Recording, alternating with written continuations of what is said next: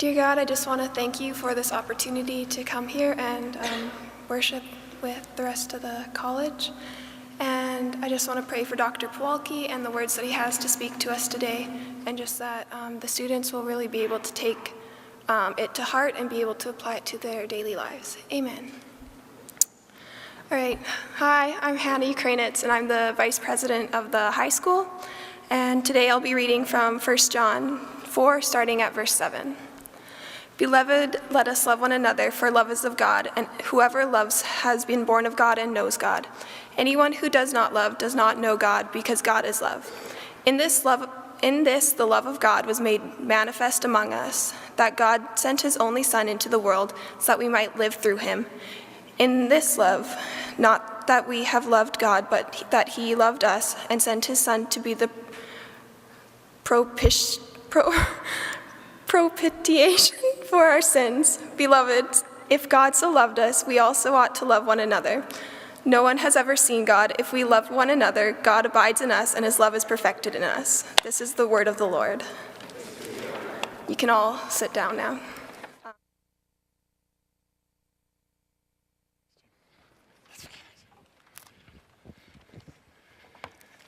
Well, good morning, Briercrest. Welcome to chapel. Thanks, Hannah. Thank you for leading us in worship team. And before we look into the word this morning, the latest issue of Maclean's magazine, they do a student engagement survey, and the spring edition of that scored Briercrest in a number of categories, in the top 5 in several categories. And in 2 other categories, we scored very well. Number 2 position, number 7 position out of 70 schools in how happy are you with your university education? And then in the next question, would you go back to school at your university? We scored top 3 or top 9 of 70 schools. And I just was so pleased to read that, and I just want to encourage you with it. I am so blessed to be here, and I hope you feel that too. We are in a wonderful place. And so thank you, faculty and staff, for all your work to make this the environment it is. Thank you for students, and I hope you're cherishing these days at Briercrest. And if you're having a rough time, don't fill out the survey next year. But we're so pleased and so grateful and so thankful. And what was really encouraging was in the top 10 categories, 5 are Christian universities across Canada. Wonderful testimony compared to significantly larger universities across Canada. We scored so well, and we thank God and give him the glory.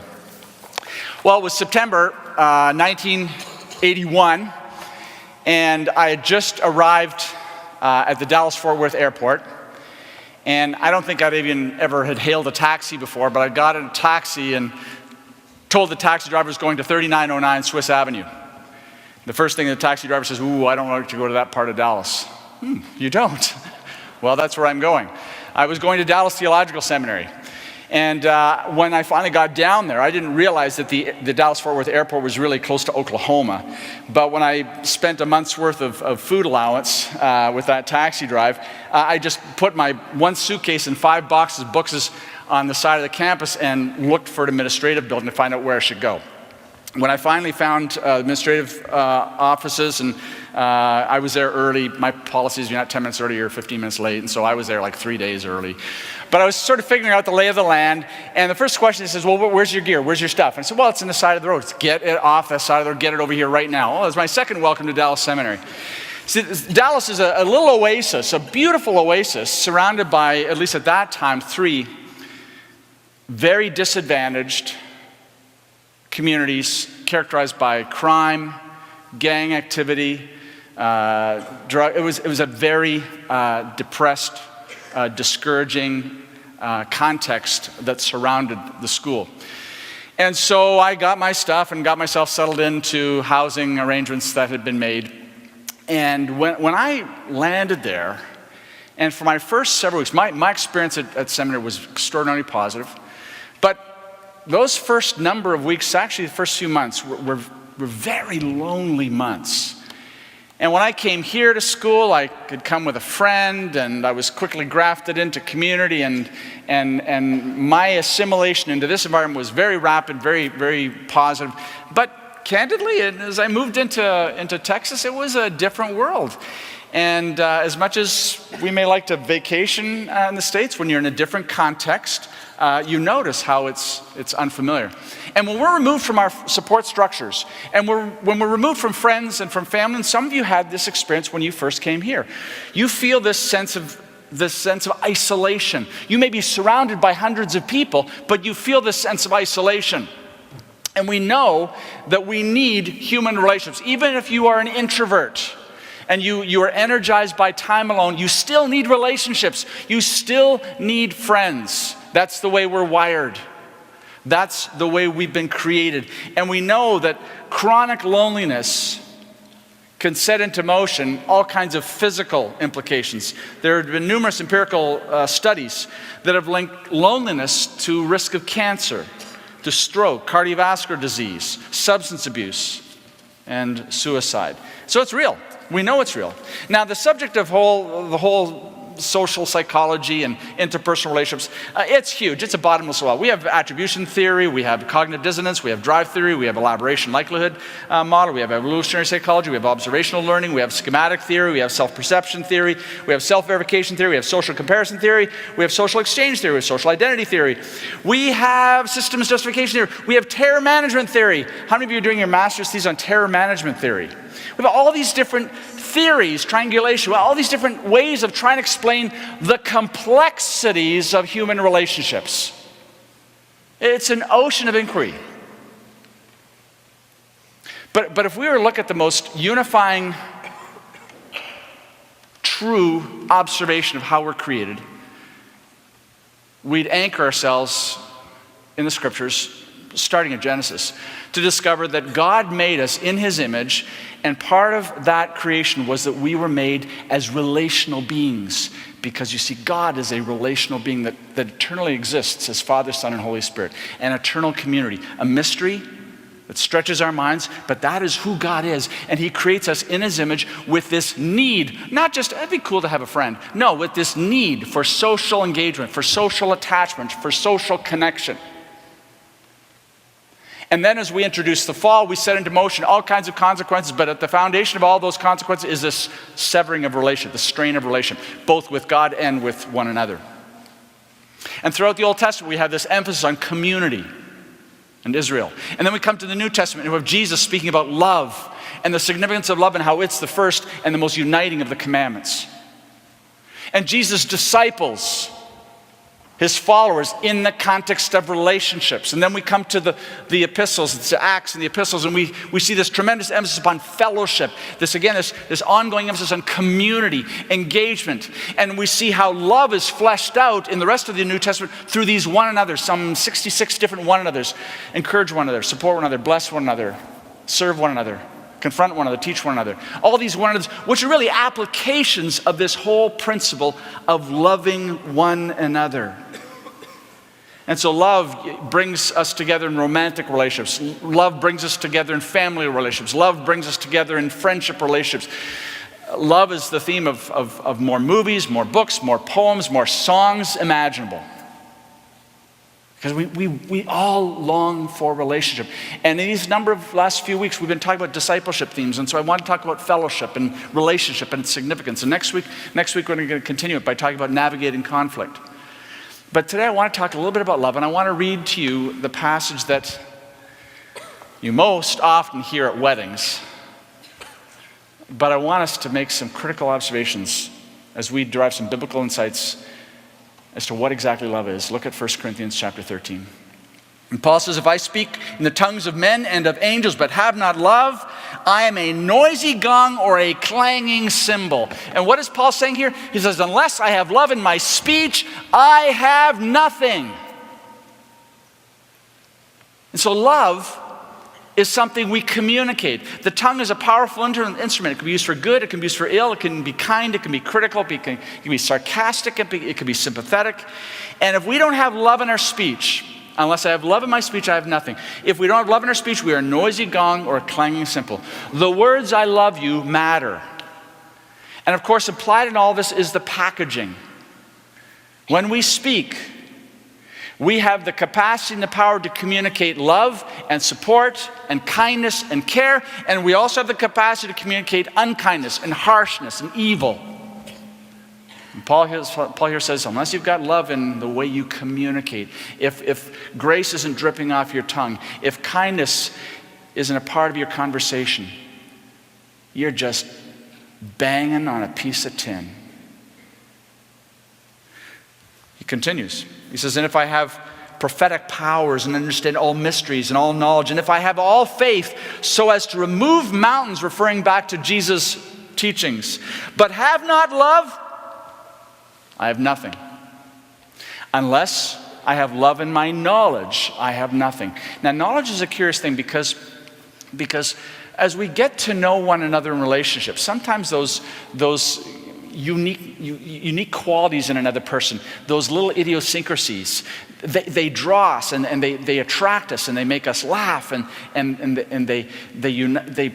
they help glue relationships. But in time, those idiosyncrasies become idiosyncrasies, and they'd be irritating, and sometimes knowledge can become an excuse to take for granted.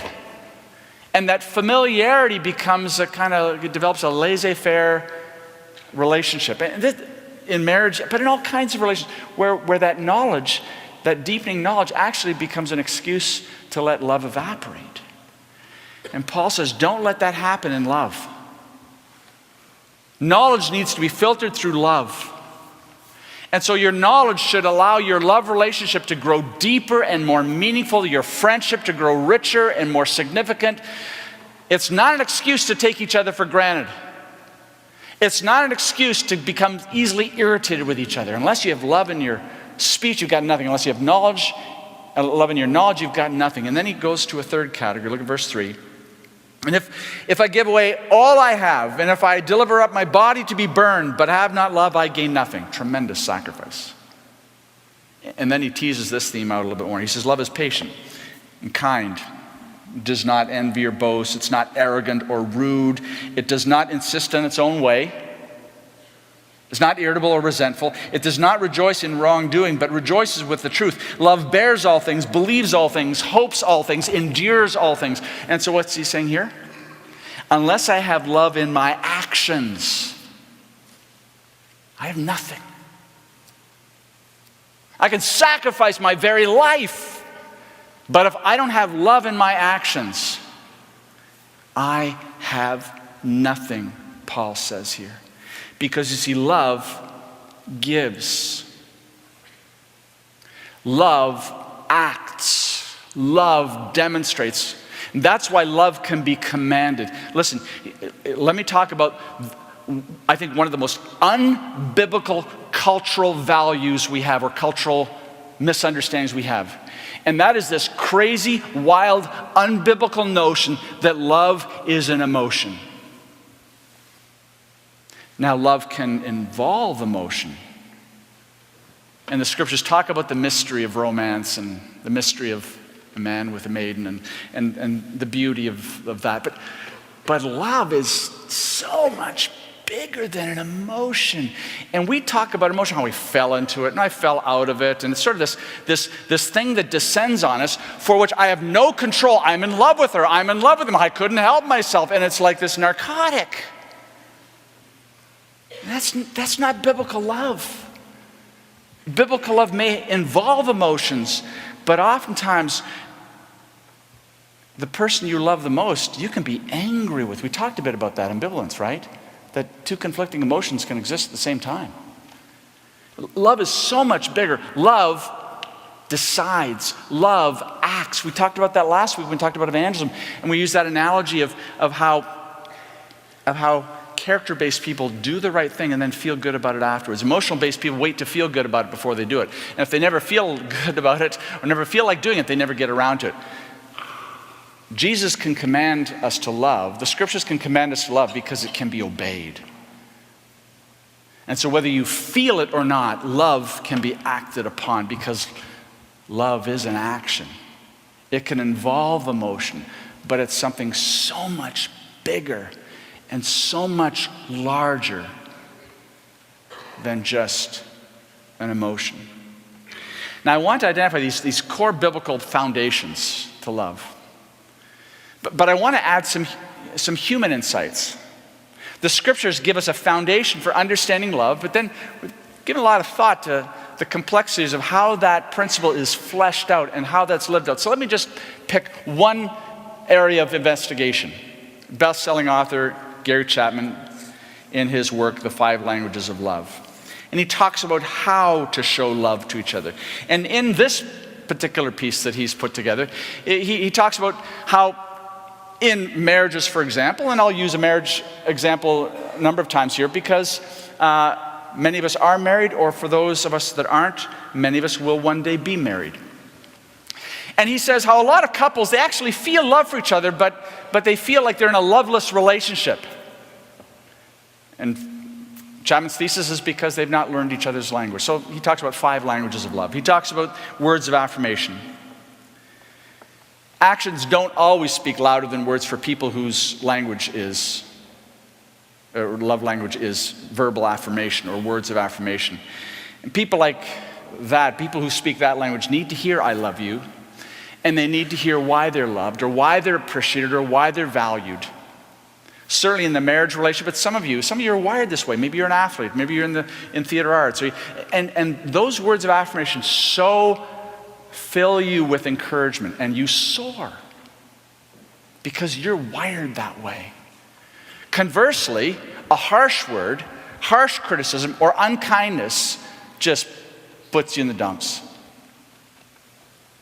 Another one, quality time. In the vernacular of quality time, nothing says "I love you" like spending quality time, like spending focused time with a person, where you're locking on their attention, you're looking at them, and the TV's off, and your cell phone's nowhere in sight, and you're listening, you're engaged. That communicates love. I was once called into an SOS situation of a couple that I've been working with. And when I got to their home to help them and help them navigate through some crisis, they had the TV on, and they kept it on. And I kept asking myself, saying, somebody here is wasting their time. And engagement, focusing. So quality time. Similarly so, to not be listening, to be easily distracted. It could be one of the most damaging things you could do to a friend or to a spouse for whom this is their language of love. Receiving of gifts. This is not the language of materialism. This is about the thought behind the gift, where you took the time and energy and the sacrifice to somehow bring something appropriate or meaningful to that person you care about. And that gift communicates love. Similarly, to forget a birth date or forget an anniversary really hurts. Acts of service. Some of you married men, the most effective thing you could do today is to go home early and vacuum. The demeanor of your spouse will change significantly. Acts of service, because what you're saying is, can I help you? And similarly, so passivity and disengagement sends exactly the wrong message. Physical touch. This is not about what happens in the bedroom. But some of us are wired in such a way that warm embrace, that hug, that pat in the back, that strong grip in a handshake communicates affection and support and warmth and love. Now, I cite these illustratively so because we need help. We need help. Because increasingly, more and more of us are coming out of dysfunctional contexts, and we simply don't know how to love. We long for love. We want to love and be loved, but we enter into a relationship and we press the self-destruct button because we just don't know how. We feel the cavity, we feel the vacuum, we feel the longing, but we just don't know how to show love. Listen, I grew up in a home where I never saw warmth and affection. where I never saw positive conflict resolution skills. And I know that there's a number of you in this room who grew up in those exact same kinds of contexts. Others of us here in this room grew up in wonderful homes where love was modeled, and you just get this intuitively. But there's a whole lot of us in here that don't get it intuitively, and we're going to need some help. See, when people are asked about love, these are the kinds of things they say. Listen to this. When people are asked about love, they often cite the ways in which they've been heartbroken, because that's the first thing that comes to their mind. People who asked about belonging often cite ways in which they felt excluded or unaccepted, because that's their context, that's their life story. And people are asked about connection, they often cite ways in which they feel disconnected or alienated. Because some of us have been hurt, some of us don't feel worthy of love, or we just don't know how to love. And so when we talk about things like DISC or Berkman or these various kinds of inventories, we often focus on, oh, well, this is what I'm like, and that's helpful. But the value of those kinds of instruments is to tell you other people are different. And here are some ways, some creative ways that you can show love to other people. And the whole principle of the sowing and reaping, when you invest, it returns. When you show love, love is returned. But some of us don't know how. So let me give you a real simple application this morning. A real simple application. Never mind Gary Chapman, read the book. Never mind Disk and Berkman right now. Engage in the inventories. But let me give you something really, really, really simple. It is the same principle that I use every day when I open the Word of God to read it. I ask myself 3 questions. Observation, interpretation, application. What do I see? When I read the scriptures, I say, what am I seeing? What's going on? Who's speaking to whom? And what's the context? I just make observations. The next question is interpretation. What does it mean? What does this parable mean? What does this lesson mean? What is this historical situation? What does it mean? What does it say? What does it mean? And the third question is, what does it mean to me? How can this apply to my life? Observation, interpretation, application. Let me give you that same principle. So you can be a good friend. So you can be a good hallmate. So you can be a good classmate. So you can relate in community. So you can be a good husband, a good wife, either now or in the future. Observation. Study your friend. Don't assume that they're like you. Observe. Look at the things that fill their tank and the things that drain and pop their balloon. Observe. Be a student. And then secondly, ask yourself, what does this mean? What is this person's language of love? Or if you use DISC or Berkman or these other inventories, how can I motivate this person? Whether it's a friend, whether it's an employee, whether it's someone you supervise, or it's somebody you're giving account to. How can you live out Jesus' command? Observe and interpret. What fuels this person? What fills this person with energy? How can I bless them today? How can I show love to them? And then thirdly, apply. Application. Do it. And so for those of you here in this room who are married, those little gestures which communicate so loudly, those routines, the kiss goodnight, the evening walk, the Saturday morning breakfast, in your relationships with roommates, and on the hall, and in the dorm, and back home, and in office relationships, in work relationships. What are ways that you can actually implement and apply this biblical principle of love? And when we get that, we are finding our way back to that restorative time in the garden where we're being conformed to the image of Jesus. We're being restored rightfully to the image of God. And when that happens, we will live life to the fullest in relational connection. And we'll be living out the greatest apologetic, because Jesus said, by this shall all men know that you're my disciples, if you have love for one another. Dan, come close the service.